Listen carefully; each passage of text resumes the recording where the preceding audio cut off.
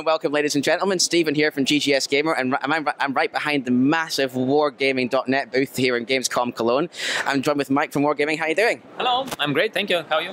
Perfect. So you're one of the lead developers on World of Warships, is that correct? I'm the publisher, so I'm running the audience and bringing the audience loyalty to the game, which is not yet released, but it's currently in closed alpha.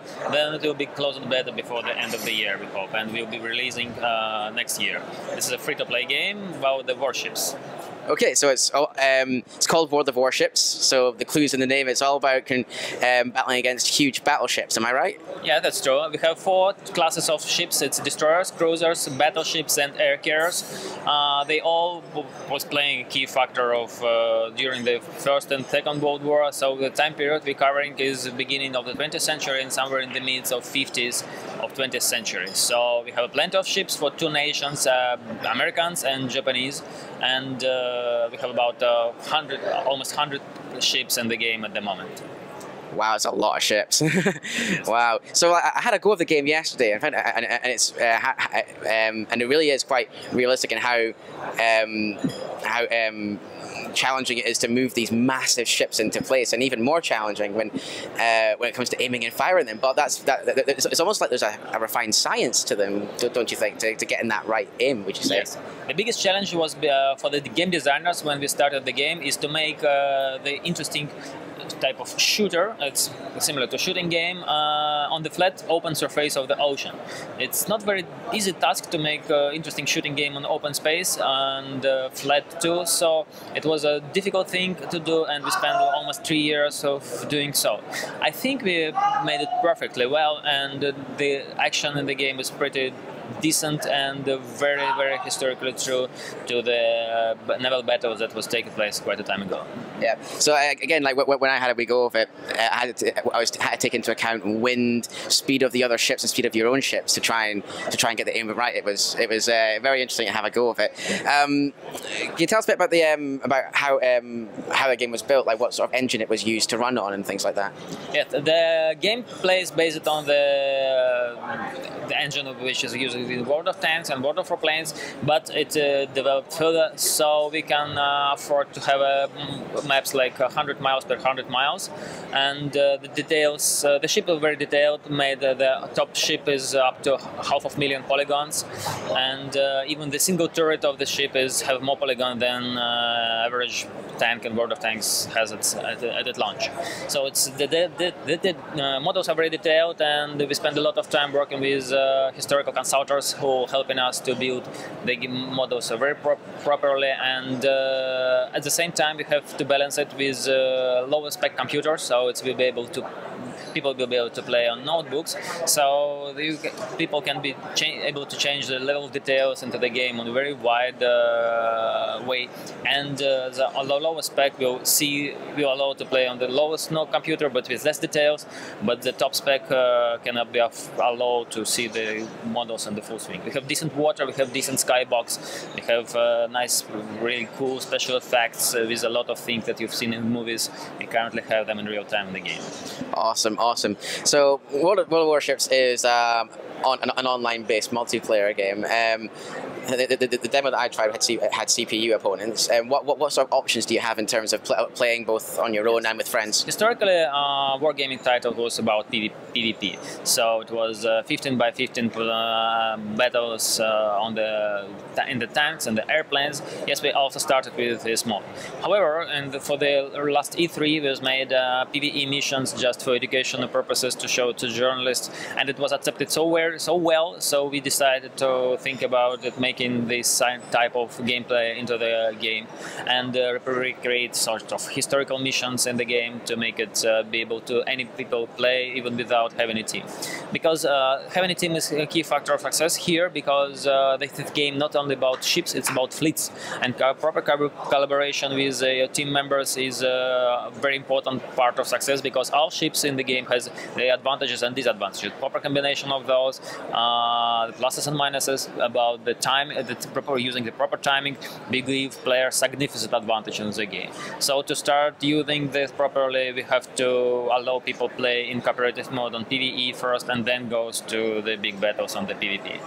Besides the typical standard way of symmetrical PvP battles, we're also thinking about having an asymmetrical PvP. So, for example, one battleship and one cruiser on one side and 5 destroyers on another can make a balance too. But it's very different from the gameplay perspective, from the experience point of view of the user. So we want to make it also interesting for many people. We also have a mode which is currently in development. It's mode when you're supporting the caravan of the ships and you have to help your team to survive or kill the other teams. But it's still in development, and we're still thinking how to make it perfectly well done to the gameplay in the ships. Awesome, cool. So I got one more fun question for you. So you mentioned in World of Warships that you got the Americans and the Japanese in ships, and I imagine they'll be battling out in locations that are fitting to the ships that they battle into. Not really. In fact, we currently use the locations from all around the world. So technically, you can play on Yamato in Baltic Sea. However, it's not historically true, but the locations not representing any historical perfect places. It's just designed for gameplay purposes. But the design is based on the pictures and the photos from the real places, so it's environment recreating the feeling of this place. We have decent skybox and decent sea. We made a small experiment which was pretty fun to say. We take a bunch of screenshots, add it into the corner like a date from the speed, like a yesterday, like cheap cameras do, and release the screenshot on our blog page and ask people to vote which pictures was made into the game, the screenshot, and which was real. And people had to decide which is which. All the pictures was from the game. It was pretty cool to see the fighting in the comments, how people was trying to judge which is real, which is not. Wow. So if there was a ship that you've not yet coded into the game, that maybe fictional or non-fictional, that you'd love to see in the game, or you think would be fun to see in the game, yes. what would you have? The thing about the ships in the game is rather interesting, because not all the ships we currently have in the game ever seen the light of the day. The funny thing that we're building the ships basing on the real prototypes, on the photos, on the blueprints, and some of the ships was never released. There was only blueprints existing. We call these paper ships. And for example, Soviets battleships of top tier was never released, but the archives contains a blueprint for that. So recreating these basing on the blueprints, and these are the very cool things to the game for many nations. So we will not be only about a few nations like tanks. We'll add more, but we will not.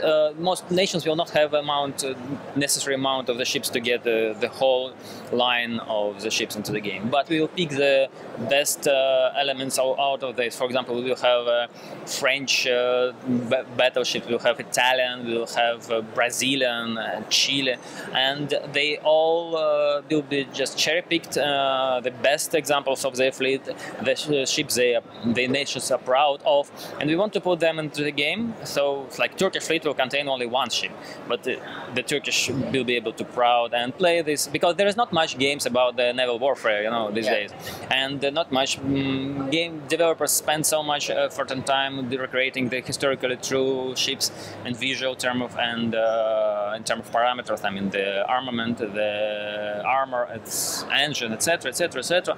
And we want to let the people from different nations play the ships from their nations, even if there are only few of those. So, but not all nations develop them in real. So, if there is no photos, we're basing on blueprints. Awesome, cool.